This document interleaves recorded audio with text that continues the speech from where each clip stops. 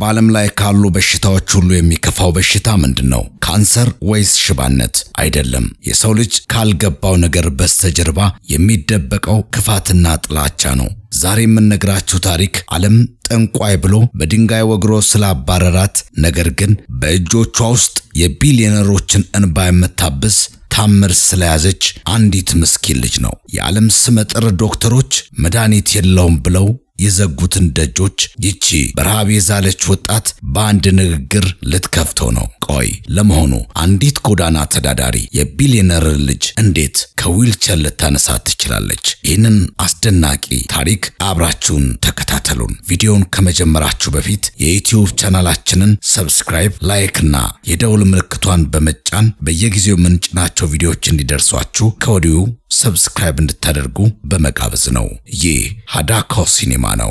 ይህ በእንጀራ እናቷ ጠንቋይ ተብላ የተከሰሰች የለጋ ወጣት ታሪክ ነው። ምክንያቱ ደግሞ ዓለም ሊረዳው ያልቻለው ብርቅዬ ስጦታ የፈውስ ችሎታ ስላላት ነበር። ከመንደሯ ተባራ መጠለያ አጥታና ተከፍታ ጎዳና ላይ ስትንከራተት ትቆያለች። ነገር ግን እጣ ፈንታ አልረሳቻትም። አንድ ቀን ልቡ በሐዘን የተሰበረ አንድ ቢሊዮነር ጋር ተገናኘች።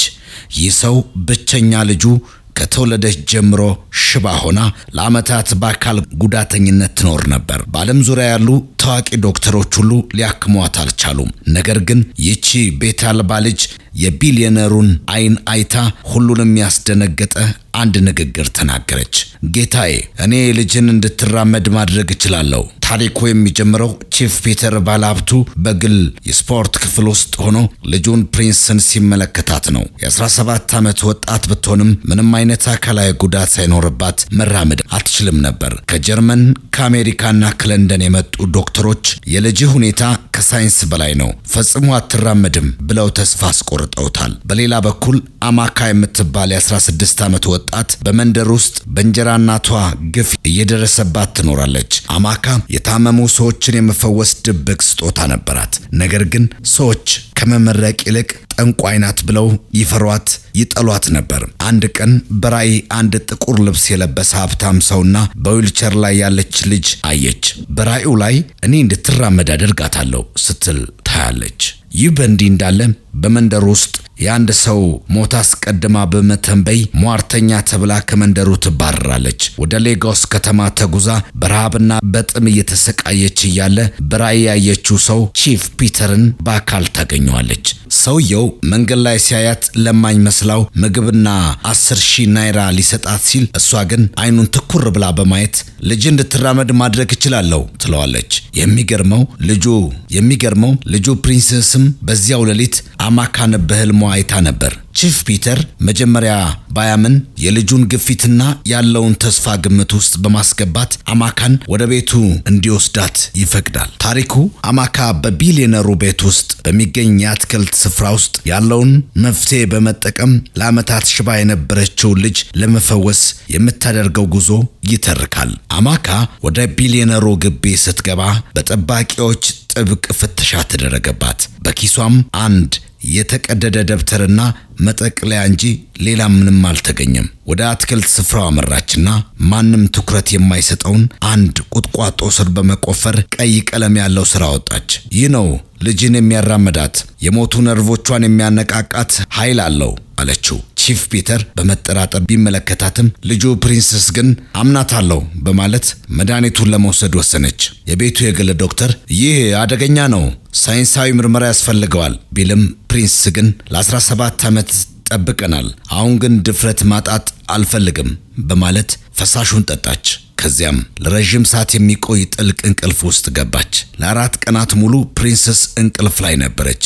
ቺፍ ፒተር ተስፋ እየቆረጠና ተታለልኩ ይሆን እያለ ሲጨነቅ ቆየ። አማካ ግን በእርጋታ ጊዜው ገና ነው ትለው ነበር። በአራተኛው ቀን ጠዋት ፕሪንስስ በድንገት ከእንቅልፏ ነቃች። መቆም አለብኝ አለች። ነርሷ ልታቆማት ቢሞከርም ፕሪንስስ እግሮቿን ወደ ቀዝቃዛ ወለል አወረደች። ለመጀመሪያ ጊዜ እግሮቿ ሰውነቷን ቻሉላት። ቀስ እያለች እርምጃ መራመድ ጀመረች። ቺፍ ፒተር ልጁ በእግሯ ስትራመድ ሲያይ በደስታ ተንበርክኮ አለቀሰ። ታምር ነው፣ አምላኬ ሆይ ተመስገን እያለ ጮኸ። መላው የቤቱ ሰራተኞችና ዶክተሩ በድንጋጤ በደስታ ተሞሉ። ቺፍ ፒተር አማካን ምን እንድሰጥሽ ትፈልጊያለሽ? ቤት፣ መኪና ወይስ በሚሊዮን የሚቆጠር ገንዘብ ሲል ጠየቃት። አማካ ግን እንዲህ ስትል መለሰች፣ ምንም አልፈልግም። የምፈልገው የጠፋ ስሜን ብቻ ነው። ዓለም እኔን ጠንቋይ ወይንም ጋኔን ሳልሆን ሰዎችን መርዳት የምትፈልግ ተራ ልጅ መሆኔን እንዲያውቅልኝ እፈልጋለሁ። ከ3 ቀናት በኋላ ቺፍ ፒተር ትልቅ ጋዜጣዊ መግለጫ አዘጋጀ። በዚያም አማካ ያደረገችውን ታምርና የደረሰበትን ግፍ ለዓለም መሰከረ።